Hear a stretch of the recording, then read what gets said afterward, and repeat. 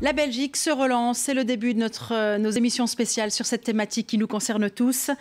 Focus sur le Hainaut cette semaine. On va tout de suite écouter un extrait de l'entretien que Thomas Dermine nous a accordé à propos des forces et des faiblesses du Hainaut. Je pense que la force du Hainaut, c'est les talents et les entreprises qui sont présentes et qui, en fait, parce qu'il y a une forme d'humilité dans le Hainaut, parce que c'est une province qui a connu une décroissance industrielle forte, sont trop méconnues. Or aujourd'hui, il y a dans le Hainaut des grandes entreprises qui ont toujours un potentiel de croissance très fort et qui l'exploitent trop peu. En tout cas, c'est ce que je vois à Charleroi et on essaie de changer les choses et tous les jours on voit que ça va un peu mieux. La faiblesse du Hainaut, c'est quoi? La faiblesse de Hainaut, c'est au niveau de la formation. On est une province où il y a moins d'universités, moins d'universitaires qu'ailleurs en Belgique. Or, on sait que les métiers vont être de plus en plus qualifiés. Donc, c'est pour ça que je pense qu'au niveau des différents bassins, que ce soit à Tournai, à Mons, à Charleroi, à la Louvière, il y a vraiment une réflexion sur se dire comment est-ce qu'on fait pour amener un maximum de gens vers l'enseignement supérieur, et pas nécessairement l'enseignement supérieur universitaire, mais aussi des métiers techniques dans lesquels il y a des énormes besoins de main-d'œuvre. Réaction en plateau. Pascal, vous voulez réagir? Ça vous évoque quoi d'entendre ça? Mais voilà, moi je vais surtout parler des atouts, hein, c'est mon métier de parler des atouts, des bonnes nouvelles, donc voilà. Mais les atouts en effet, hein, les talents, l'attractivité, hein, ce n'est pas par hasard si par exemple Catalent, hein, l'entreprise américaine, a choisi de reprendre plusieurs sociétés du bioparc. C'est parce qu'elle veut vraiment en faire son pôle d'excellence en Europe, au niveau des thérapies eugéniques et cellulaires. Et comment ça se fait? Comment on en arrive là? Expliquez-nous. Bon, j'imagine qu'on ne peut pas en parler pendant 2 heures, mais enfin on pourrait en parler pendant 2 heures. On pourrait en parler pendant 2 heures. Comment ça se passe? Comment on en arrive là? Alors comment on en arrive là? Eh bien parce que précisément, j'évoquais tout à l'heure cet atout d'écosystème qui se parle, hein, en effet, entreprises, universités, centres de recherche. Eh bien pour nous, c'est devenu un véritable facteur d'attractivité. Et donc nous pouvons démontrer aux investisseurs comme Catalent que s'ils viennent chez nous, eh bien ils trouveront vraiment tout cet écosystème où ils trouveront toute la panoplie en fait au niveau des ressources humaines, au niveau de la formation, au niveau des autres entreprises avec lesquelles ils vont pouvoir créer des partenariats. Donc ça, c'est vraiment un point fort, tout autant que la centralité évidemment de notre territoire. C'est clair que il est central par rapport à l'Europe. C'est pas par hasard non plus si Google est venu s'installer à Mons. Il y a une véritable stratégie au sein de l'Europe. Mais cet atout d'excellence, de qualité, d'écosystème est un atout de plus en plus important, notamment au niveau des biotech, mais pas que. Et on essaye en effet d'essaimer par rapport aux autres secteurs autour de cet écosystème-là. Geoffrey, réaction par rapport à l'extrait de Thomas Dermine? Je suis assez d'accord, les emplois vont être de plus qualifiés, surtout sur les secteurs de pointe autour du bioparc à Gosselies. Il y a un vrai travail de formation à faire, d'abord avec les autorités publiques, mais nous, on doit aussi aider les entreprises à se former. Au-delà d'aider les travailleurs à se former, il y a des nouveaux challenges qui se présentent. Exemple, comment ça se passe? Ça veut dire quoi? On aide les entreprises à se former? Par exemple, je vais prendre, ici maintenant avec la relance, il y a des entreprises qui ont des carnets de commandes qui sont remplis par rapport à il y a quelques mois. On le voit, il y a parfois des difficultés à recruter de façon assez rapide. Comment s'assurer que les entreprises introduisent de plus en plus de flexibilité horaire tout en restant dans la légalité et en s'assurant que le bien-être des travailleurs, la loi soit respectée. Donc ça, par exemple, c'est un exemple très concret où nous sommes là pour accompagner les entreprises, pas spécialement les travailleurs, mais pour qu'elles puissent mettre un contexte idéal en place et légal pour leurs entreprises. Oui, c'est ça. Et on parle de tout type d'entreprise? On a de toutes entreprises. On a parfois des mini-entreprises, des TPE de 4-5 travailleurs, comme on peut avoir des grands groupes de 1000 travailleurs. Et c'est pour ça que le rôle de proximité est très important. Ce rôle d'accompagnateur, de partenaire RH est très important parce que nos conseils doivent s'adapter à l'entreprise auquel on fait face. Oui, c'est ça. Il faut quand même être agile. Absolument. Réaction à ce qu'on a entendu. Le bioparc de Charleroi, c'est d'abord 85 entreprises, 2700 travailleurs hautement qualifiés. Ne dites pas tout parce qu'on reçoit le bioparc jeudi. Oui, mais je le dis en complément de ce qui vient d'être dit. Et 1,250 milliard de chiffres sur l'année. Donc c'est un élément extrême. Je rappelle, des emplois hautement qualifiés. 2700, on a parlé de formation et des manques. Alors, bien sûr, un des rôles du gouverneur, c'est dans l'attractivité du territoire, c'est rendre plus fortes les entreprises sur le marché. Donc les entreprises doivent se rencontrer, doivent se voir. Je l'ai fait en 2017, 2018, 2019, jusqu'à mars 2020, début de la pandémie, en concevant d'ailleurs un lieu où ils se rencontraient 2 fois par mois. Et c'est 4000 entrepreneurs de PME, de TPE qui se sont rencontrés dans la logique de l'attractivité du territoire, à Mons, c'est-à-dire dans le chef-lieu du Hainaut. C'est du networking. C'est du networking, c'est du réseautage, c'est rendre plus forte, je ne sais pas le dire mieux, les entrepreneurs sur le marché. Et d'être dans la culture de la coopération, la culture du travail, le fait de s'unir. Et quoi, il y a du boulot? Ça veut dire que tout le monde n'est pas forcément, même les entrepreneurs, dans cette démarche-là? Oui, mais on est dans le cheminement de la captation d'une culture moderne de la coopération, du travail en commun. La classe de se parler, la classe de construire ensemble, plutôt que la lutte des classes. C'est ça. Donc c'est ça qui est important. Le fait de pouvoir organiser une conjonction de forces et de talents, pour pouvoir, c'est ce que Thomas Dermine, en d'autres termes, je traduis ce que le secrétaire d'État a dit, une conjonction de forces et de talents, nous devons aller chercher la créativité là où elle est. Parfois, nous avons affaire à des personnes qui ne connaissent même pas leur talent et leur capacité d'être créatifs. Et donc nous avons à déployer, quand je dis nous, les pouvoirs publics, aider au pouvoir privé. Et en écoutant ce que Basilio Napoli a dit, en travaillant sur l'adéquation entre l'enseignement et la formation, par exemple, très important. Donc, le fait de travailler sur les compétences, c'est tout cela qui fait, que je parlais tout à l'heure d'une mayonnaise, et donc de tous ces ingrédients qui font que la sauce est réussie. C'est notre travail collectif. Basilio ? Oui, je voudrais un petit peu nuancer le propos de Thomas Dermine sur l'offre d'enseignement universitaire, parce qu'à côté de l'UMONS et de l'UC Louvain implanté à Mons, ces dernières années, beaucoup d'universités, dont l'ULB et l'UCL, ont développé leurs activités à Charleroi. Donc on a une offre universitaire de proximité beaucoup plus importante que dans le passé. Et en plus... Mais pas assez, c'est ça qu'il voulait dire? Peut-être, mais en tout cas, ces universités viennent aussi avec leur centre de recherche. Donc, en termes de contribution au développement économique du Hainaut, là, pour moi, c'est un facteur extrêmement positif. Pascal Delcominette, est-ce qu'on peut s'amuser à prendre 1, 2 ou 3 exemples concrets, soit des dossiers en cours, soit des dossiers, en tout cas, qui expliquent bien votre mission, pour mieux comprendre ce qui va nous arriver, ce qui est déjà arrivé, enfin, je veux dire, le terreau fertile, en tout cas... de la Wallonie? Oui, le soutien en effet que nous apportons aux sociétés notamment dans le cadre dans le secteur du biotech pour attirer des investisseurs qui vont renforcer aussi leur croissance. Donc ça, c'est notre travail. Comment vous déterminez les secteurs prioritaires? Alors les secteurs prioritaires, ce sont essentiellement les secteurs des pôles de compétitivité. Oui. Et puis nous déclinons ça de manière plus précise par zone, par région en effet. J'en ai évoqué quelques-uns par rapport à Charleroi et à Mons. Et maintenant, nous allons travailler davantage sur des filières. Donc plus que des secteurs, ce sont des filières pour travailler sur les chaînes de valeur. Donc ça, ce sera une de nos tâches dans les prochains mois. On a beaucoup parlé de relocalisation avec la crise sanitaire. Et de chaînes d'approvisionnement, de chaînes de valeur. Donc nous allons vraiment décortiquer avec les différents secteurs, avec les pôles, avec les clusters, quels sont les secteurs, les technologies, les services à maîtriser, à recadrer, à renforcer, quels sont les chaînons manquants et comment chaque secteur doit vraiment aborder toute cette chaîne de valeur au niveau de la logistique, des ressources humaines, vraiment toute cette chaîne-là. Donc on va travailler avec eux et notamment les aider à trouver parfois certains chaînons manquants à l'étranger, avec des investisseurs étrangers. Donc ça, c'est un de nos axes de travail avec eux. Nous allons aussi, dans le cadre du plan de relance, mettre en place de nouveaux dispositifs. Le gouvernement wallon a fait la part belle à l'internationalisation aussi dans son plan de relance, notamment parce qu'on le sait, on a parlé beaucoup de formation et de besoins de compétences, notamment techniques, scientifiques, technologiques, qui sont importantes pour nos entreprises, avec un bagage international. Eh bien, nous allons déployer un programme qui est bien connu, le programme Explore, de stagiaires qui partent à l'étranger, programme qu'on mène avec le Forum, eh bien, nous allons l'étendre pour une durée de plus longue, 1 an, 2 ans, pour ces profils-là spécifiques. Donc, pour aider vraiment les entreprises à construire leurs compétences, à être plus attractives, à être plus fortes au niveau de leur internationalisation. On sait qu'à peu près 70% de la valeur ajoutée de nos entreprises se fait à l'international. Je le répète souvent. Mais... Est-ce qu'on peut comprendre que la WEX, on a l'impression que la Belgique est plus ambitieuse qu'avant ?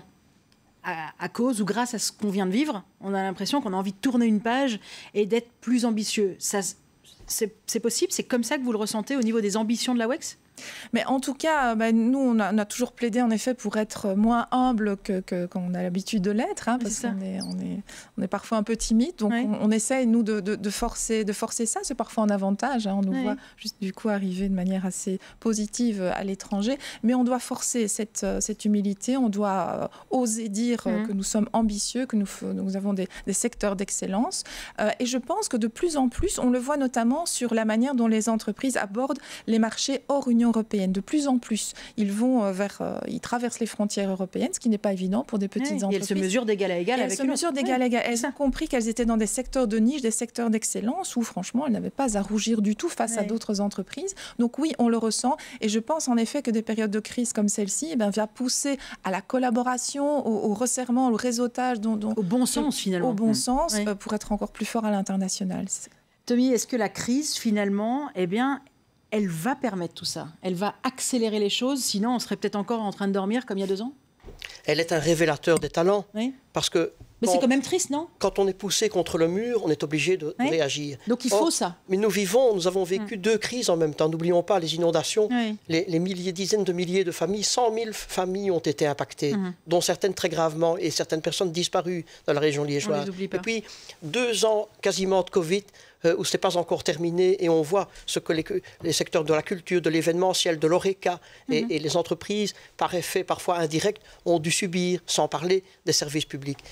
La dirigeante de l'Axe ne l'a pas dit par humilité, mais nous sommes la province wallonne la plus exportatrice.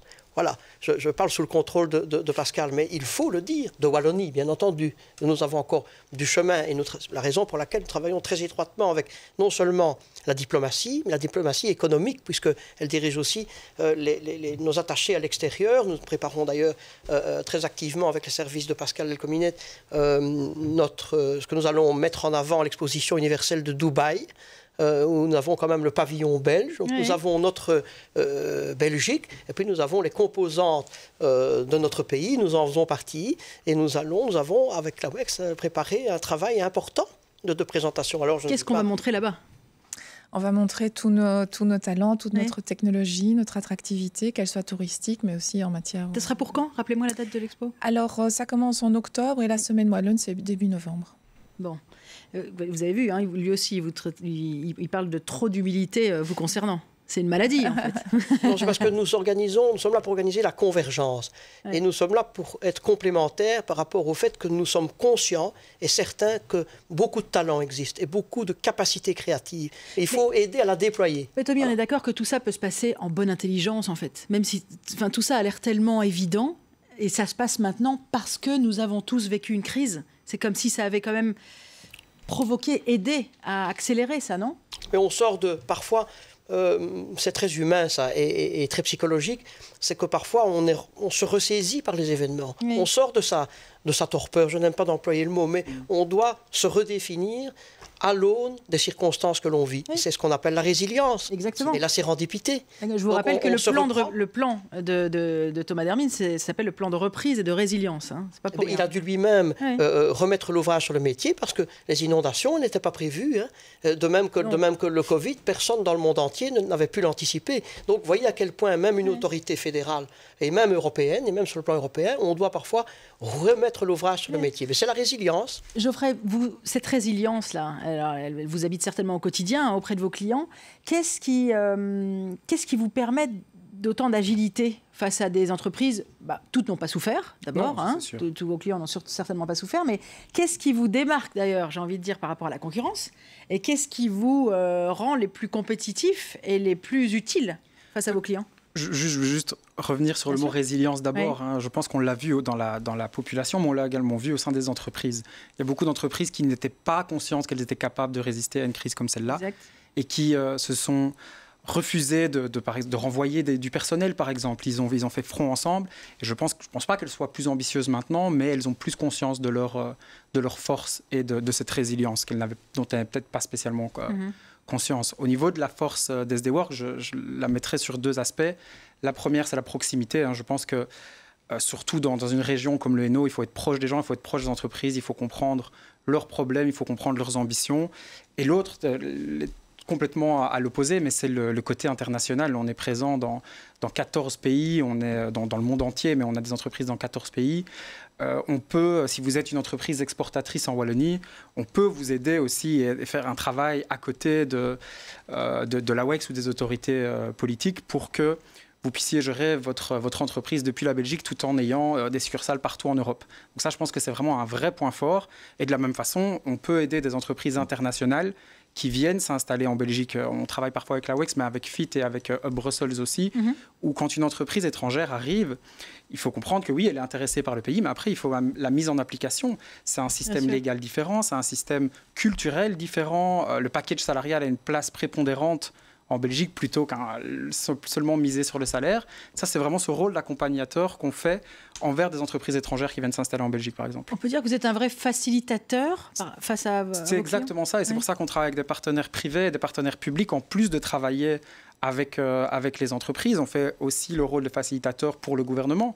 Je vais prendre un exemple. Quand le gouvernement a pris les mesures de prime Corona, c'était une excellente mesure qui a bénéficié à beaucoup d'entreprises, mais il a fallu que les entreprises comprennent comment l'appliquer au sein de leur entreprise. Et ça, c'est votre rôle de traduire tout ça. Absolument. Un décodeur, un accompagnateur. C'est ça. Basilio, c'est quoi l'enjeu, c'est quoi le challenge du Forum aujourd'hui face à cette thématique, la Belgique se relance. Et dans le Hainaut. Le challenge, c'est incontestablement permettre de mobiliser les compétences nécessaires au développement des entreprises. On a parlé de métiers en pénurie, donc ça c'est clairement notre premier challenge. Oui. Heureusement, nous allons pouvoir reprendre nos formations à 100%, parce que durant la crise Covid, nous avons dû limiter nos places. Par exemple, dans le secteur de la construction, on formait 500 personnes pendant la crise Covid. Nous allons passer à 1000 personnes qui vont être formées. Alors là aussi, nous avons une grande proximité avec les entreprises, donc nous mettons en place des équipes sectorielles pour bien coller aux besoins des entreprises. Mais ça, c'est concret, c'est la pratique, c'est pas de la théorie. Non, c'est concret. Nos conseillers entreprises gèrent un portefeuille par secteur d'activité et évidemment travaillent avec tout un écosystème. Ça veut dire que ça vous arrive de travailler ensemble ? Bien sûr, oui. bien sûr. Alors, ce qui est important, je dirais, à court terme, évidemment, il faut pouvoir mobiliser la réserve de main-d'œuvre.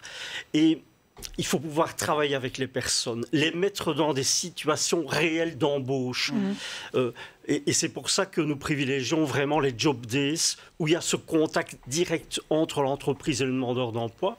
Et ça permet dans certains cas des entreprises, au-delà des diplômes, de voir la personne et de se dire « Ok, la personne n'a pas le diplôme, mais il y a la motivation ». On prenait l'exemple de l'Oreca tout à l'heure. Comment on réagit vite et bien face à ce manque de main-d'œuvre, ces gens qui ont changé de direction ? Alors, nous avons organisé 7 job days spécifiques au niveau Oreca. Encore une fois, pour mettre... Là, ces derniers temps ? Oui. Ça s'est fait en fait pendant les mois de juillet et août. D'accord. Il y avait une attente très forte. Mais il faut aussi plus durablement travailler sur les représentations. De manière générale, en Belgique, en Wallonie et forcément en Hainaut, il y a peu d'attractivité vis-à-vis des métiers STEM. Donc tous ces métiers techniques et scientifiques, mais qui sont le cœur des activités futures. On n'a pas parlé, par exemple, de l'industrie 4.0. Or, il y a une possibilité de relocalisation, de réindustrialisation, en particulier en Hainaut, grâce à l'industrie 4.0. Mais ça veut dire effectivement qu'il faut que beaucoup plus de jeunes s'orientent vers des métiers d'ingénieurs, vers des métiers d'informaticiens. Et là, c'est le travail, je dirais, du dispositif d'orientation de la vie, puisqu'il faut sensibiliser les jeunes pendant les études pour faire des choix de filières qui soient épanouissants pour eux et qui soient des contributeurs au développement économique. Allez, on avance dans cette émission. La force du Hainaut, c'est l'humain. C'est ce qu'on nous a dit en préparant cette émission. On continue à en parler avec vous juste après la pub. À tout de suite.